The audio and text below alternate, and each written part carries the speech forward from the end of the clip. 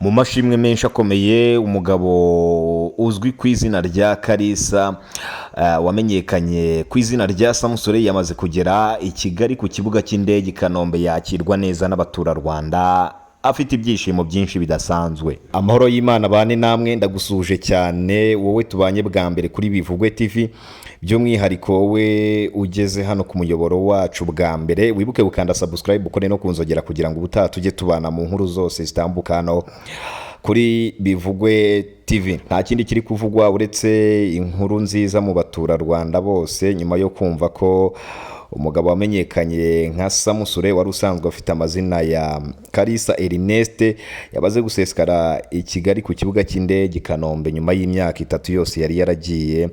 Bivuga ko mu by'ukuri ahunze amadene, hari amadene yari afite abantu benshi mu Rwanda, ariko mu by'ukuri igihe kiza kugera arahunga bitewe nuko yabuze ubwishyu.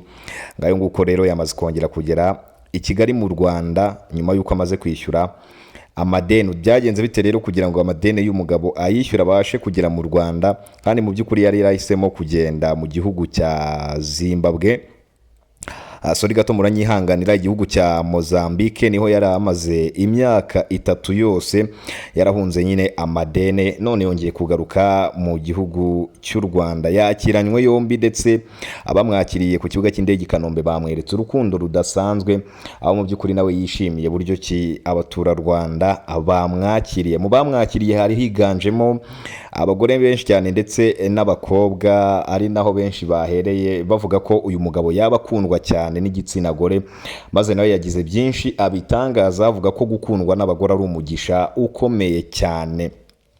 Mu magambo yuzuyemo gutebya kwinshi cyane, Samusure yatangaje byinshi ku rugendo rwe guturuka muri Mozambique, anavuga ko ari bwo bwa mbere yaragiye mu ndege. Hari amashusho menshi mwabonye acicikana ku mbuga nkoranyambaga Samusure yicaye mu ndege, mu by'ukuri ari nabwo bwa mbere byari bimubayeho gutega indege. Hari bamwe yagiye akomeza gushimira akimara kugera i Kanombe, avuga ko bamufashije kwishyura amadene yari afite. Mu by'ukuri harimo umugabo wamenyekanye mu muziki nyarwanda Bruce Melody. Mu by'ukuri mu minsi yashize mwumvisha amakuru avuga ko yafashije uyu mugabo Samusure kabisa kumwishyurira amadene kugira ngo abashe kubohoka, ari nayo mpamvu Samusure yabashe gushimira nyine abantu benshi cyane. Ni umugabo w'umuhanga mu mafilime nyarwanda, ni umugabo wabiciye bigacika, mwarabibonye kenshi kera yakatunyurijeho. Mu by'ukuri ari nayo mpamvu mu by'ukuri umugabo nk'uyu nguyu yabakwiye indabyo ze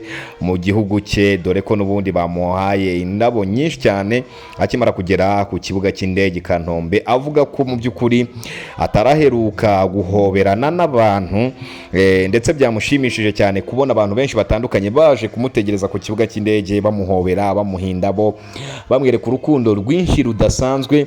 Mu byishimo byinshi rero Samusure ari i Kigali. Yabajijwe niba azongera gukina filime nyarwanda cyangwa se kugaruka mu ruganda rwa filime nyarwanda, ahita atangaza ko mu by'ukuri ari cyo kintu agiye gushyiramo imbaraga zikomeye cyane, kubera ko n'ubundi n'urugendo rwamugize uwo ari we. Ubwo mu gihugu cy'u Rwanda tugiye kongera tubone Samusure akina amafilime menshi cyane, twongere tumwereke urukundo, dore ko ni umugabo ubizi mu by'ukuri ntabwo ari ibyo ashakisha, mwarabibonye. Bureke rero nk'abaturarwanda dukomeze twakirane urukundo tubimugaragariza, yaba mu makomenti dutera mu biganiro runaka ndetse no ku mashusho turajya tubona, twishimira buryo ki Samusure yongeye kugaruka muri sinema nyarwanda, ndetse by'umwihariko akaba yongeye kugera mu gihugu cyacu cy'u Rwanda.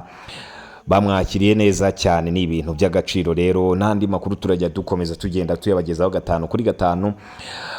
Icyo murakora ni ugukanda subscribe hano kuri Bivugwe TV kugira ngo mu by'ukuri amakuru yose atambuka ntajya kunyuraho ujye yumva 5 kuri 5. Reka mbashimire cyane rero abari bateze iyombi Bivugwe TV show ndetse n'abandi bose bakiza kuri uyu muyoboro. Ntimwibagirwe gukanda subscribe, mu by'ukuri tujye tubana mu makuru yose atambuka ngaha.